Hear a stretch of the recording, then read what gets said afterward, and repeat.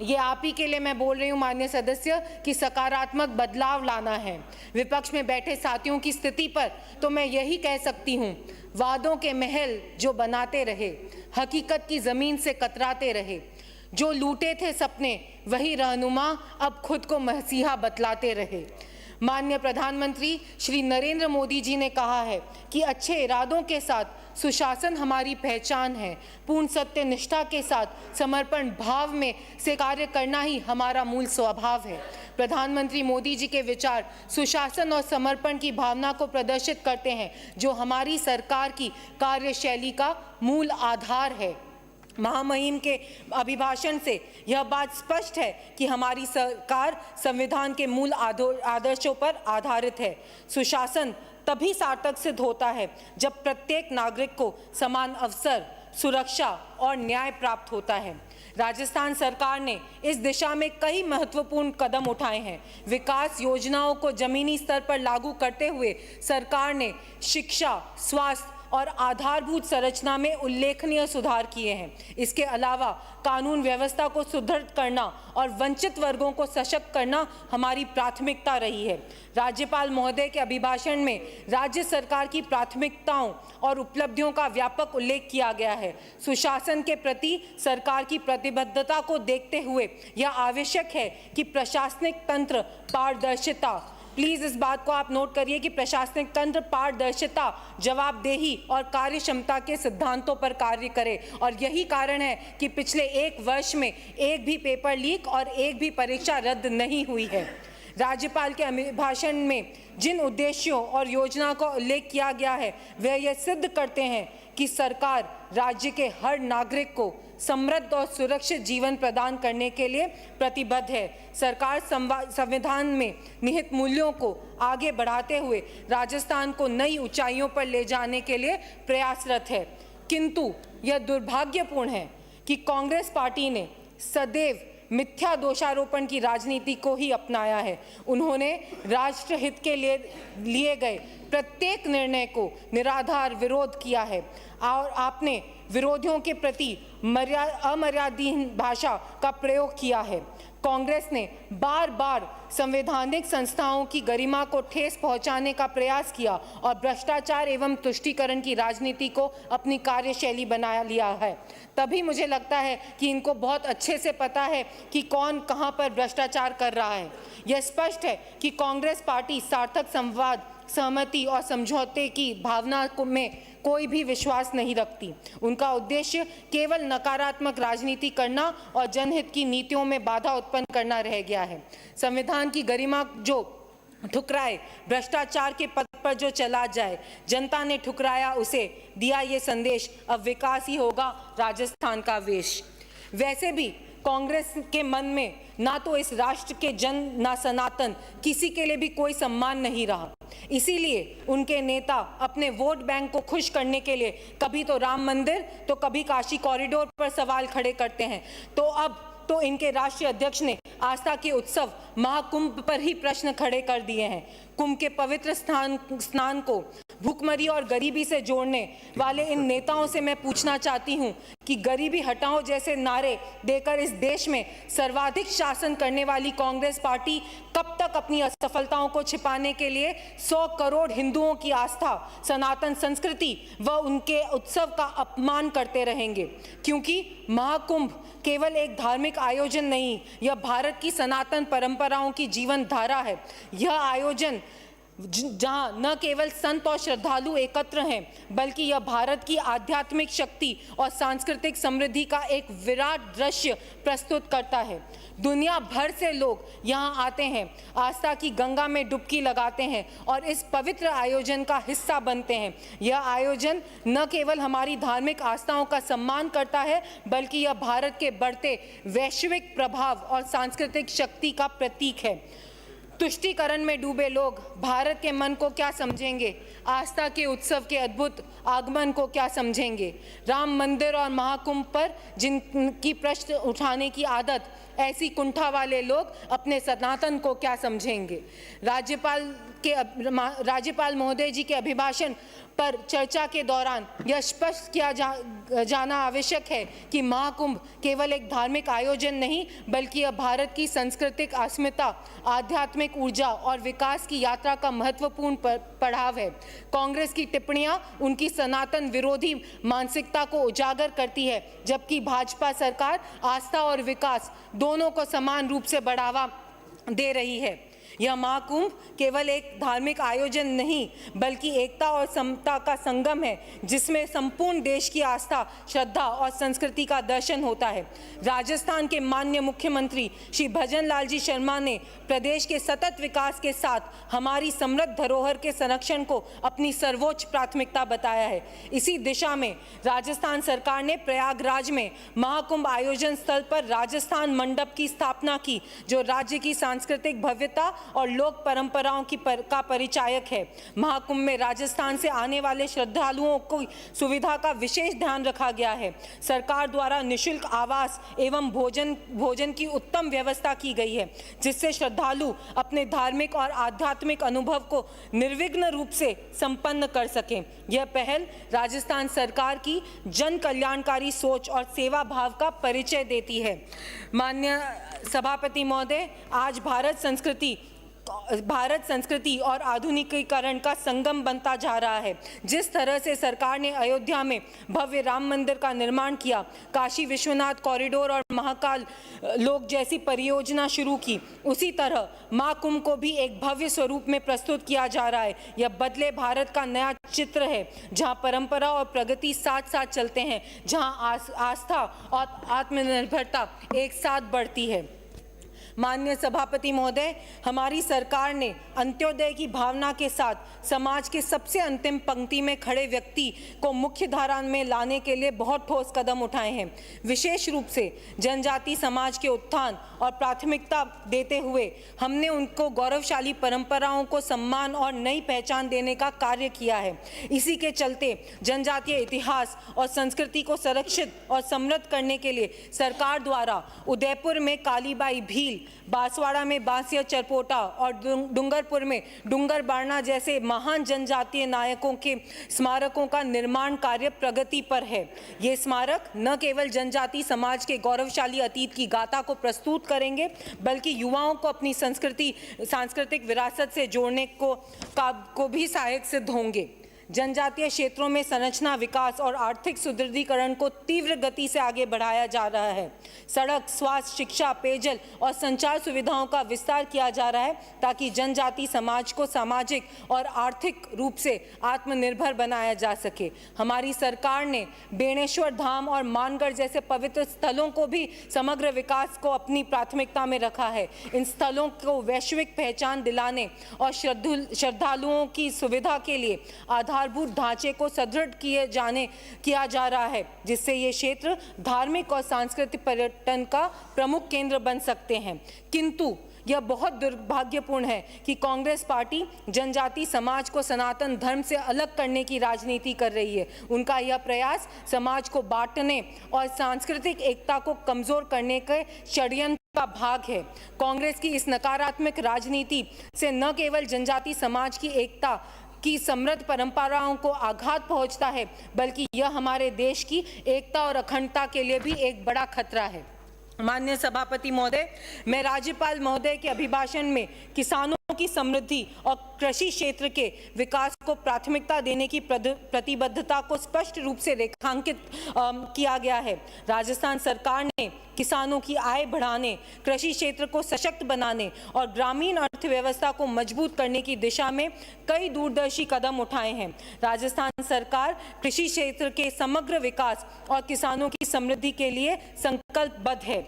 यही कारण है कि आज किसानों को डिजिटल परिवर्तन और एग्रीस्टेक की भूमिका में आगे बढ़कर लिया जा रहा है।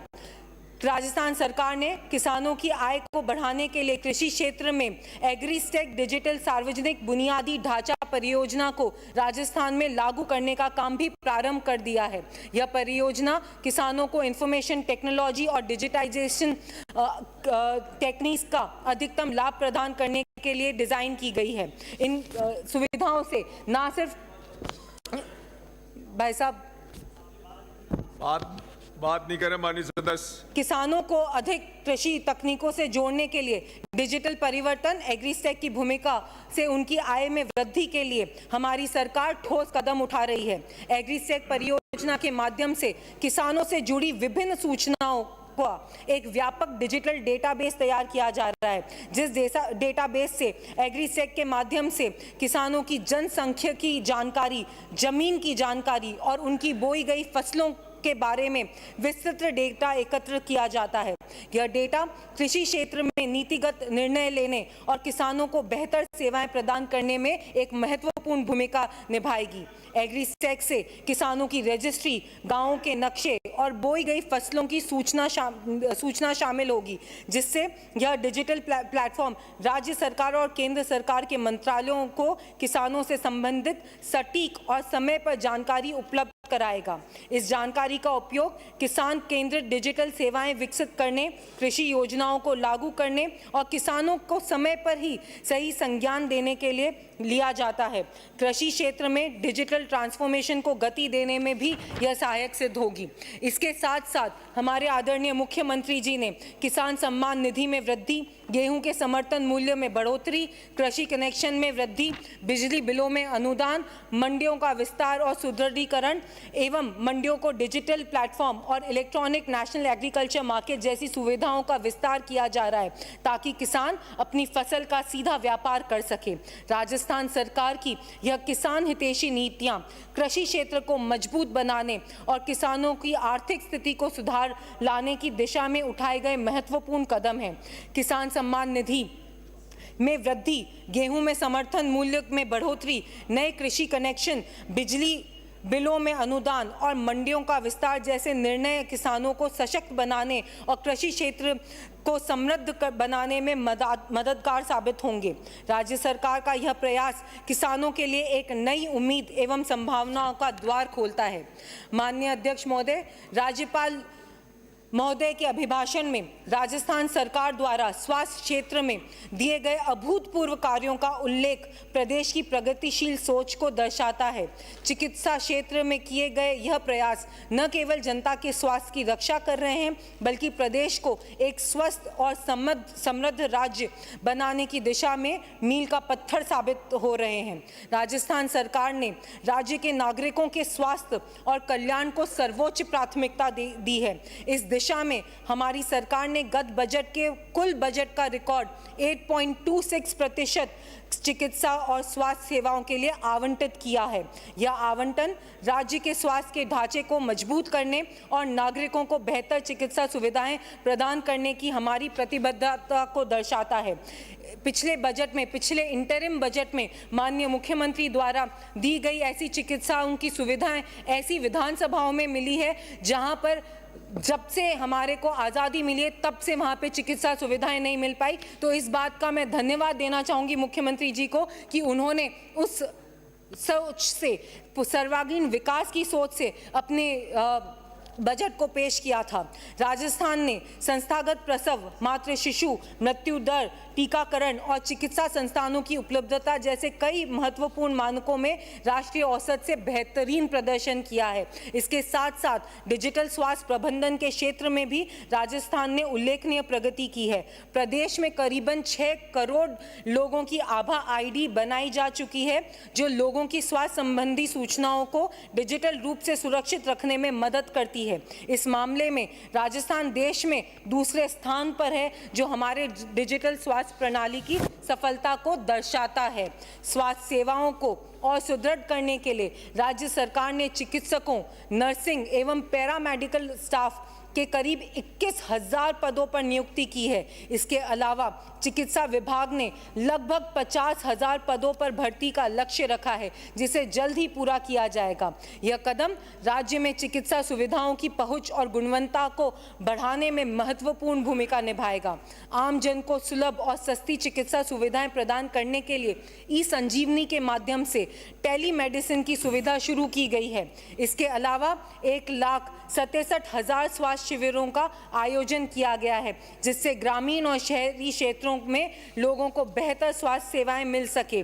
प्रधानमंत्री भारतीय जन औषधि केंद्रों की संख्या में लगातार वृद्धि की गई है, जिससे लोगों को सस्ती दरों पर गुणवत्तापूर्वक दवाएं उपलब्ध हो सके। इसके साथ साथ ही टीबी मुक्त ग्राम पंचायत अभियान शुरू किया गया। यह अभियान टीबी के प्रति जागरूकता फैलाने और इस बीमारी के उन्मूलन में महत्वपूर्ण भूमिका निभाएगा। राजस्थान सरकार की यह प्रतिबद्धता है कि हर नागरिक को बेहतर स्वास्थ्य सुविधाएं मिले। हमारे प्रयासों का उद्देश्य राज्य को एक स्वस्थ और समृद्ध प्रदेश बनाना है, जहां हर व्यक्ति स्वस्थ और सुरक्षित जीवन जी सके। माननीय अध्यक्ष महोदय, इसके साथ साथ हमारे राजस्थान सरकार ने खेलो इंडिया यूथ गेम्स 2026 की मेजबानी के लिए भी अनुरोध किया है। यह मेजबानी प्रदेश के खेल के ढांचे को सुदृढ़ करने, युवाओं में खेल भावना विकसित करने और अंतर्राष्ट्रीय स्तर पर राज्य की पहचान बनाने में बहुत सहायक होगी। खेलो इंडिया यूथ गेम्स की तर्ज पर राजस्थान में उपखंड, जिला और राज्य स्तर पर खेलो राजस्थान यूथ गेम्स का आयोजन किया जा रहा है। इस पहल से जमीनी स्तर पर प्रतिभाओं को निखारने और उन्हें आगे बढ़ाने के लिए अवसर दिया जाएगा। इसके साथ साथ rising Rajasthan global investment summit, जिसमें करीबन 350 खरब रुपए के निवेश प्रस्ताव प्राप्त हुए हैं, जिन्हें धरातल पर उतारने के लिए सरकार तेजी से कार्य कर रही है। इसके साथ ही साथ इन निवेशों के साथ साथ रोजगार, प्रदेश में रोजगार के लाखों अवसर सृजित होंगे और औद्योगिक विकास को गति मिलेगी। सरकार ने ईज ऑफ डूइंग बिजनेस को बेहतर बनाने के लिए अधोसंरचना विकसित करने और निवेशकों का विश्वास बढ़ाने के लिए ठोस प्रयास किए हैं। यह समिट राजस्थान को औद्योगिक और आर्थिक केंद्र बनाने में मील का पत्थर साबित होगा। इसके साथ साथ अब तक 59,000 नियुक्तियां दी गई है, जबकि 1.73 लाख पदों पर प्रक्रिया जारी है। न्यायालय में लंबित भर्तियों के शीघ्र निस्तारण के लिए प्रभावी पैरवी हो रही है। साथ ही 81,000 पदों के लिए भर्ती परीक्षा का कैलेंडर भी घोषित कर दिया गया है। राज्य सरकार युवाओं को रोजगार प्रदान करने के लिए और प्रक्रिया को पारदर्शी बनाने के लिए निरंतर प्रयास कर रही है। हमारी सरकार ने ऐसे क्षेत्रों में चयनित करके महाविद्यालय खोले गए हैं। करीबन 37 नए राजकीय महाविद्यालय और 6 नए राजकीय पॉलिटेक्निक महाविद्यालय स्थापित किए गए हैं। यह पहल छोटे शहरों और पिछड़े क्षेत्रों के, मैं 2 मिनट लूंगी कंक्लूड करने के लिए, मैं युवाओं के लिए शिक्षा के नए द्वार खोलने के साथ ही उन्हें आत्मनिर्भर बनाने की दिशा में एक बड़ा कदम है। महिलाओं के लिए भी हमारी सरकार ने बहुत सारी नई स्कीम्स चालू करी है, जिसमें प्रधानमंत्री मातृ वंदन योजना वे कैसे आत्मनिर्भर हो सकें, राजसखी के माध्यम से आंगनबाड़ी कार्यकर्ताओं को 10% राज्य निधि में बढ़ोतरी और मुख्यमंत्री अमृत आहार योजना एवं लाडो प्रोत्साहन योजना जैसी कई योजनाएं महिलाओं के लिए चालू की गई। इसके साथ ही साथ हमारे आदरणीय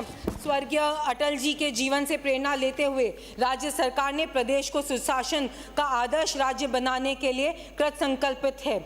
आज हमारे देश में 2 विचारधाराओं के बीच में एक स्पष्ट संघर्ष का सामना हो रहा है। यह संघर्ष केवल राजनीतिक नहीं रहा, बल्कि यह हमारे राष्ट्र के भविष्य, उसके विकास और उसकी एकता, अखंडता के लिए अत्यंत महत्वपूर्ण है। मैं इन शब्दों के साथ महामहिम राज्यपाल के अभिभाषण पर प्रस्तुत धन्यवाद प्रस्ताव, आपकी अनुमति से उक्त प्रस्ताव का अनुमोदन करती हूं। अंत में अपनी बात को कंक्लूड करते हुए मैं आप सबसे यही कहूंगी, सबका साथ सबका विकास का इरादा है।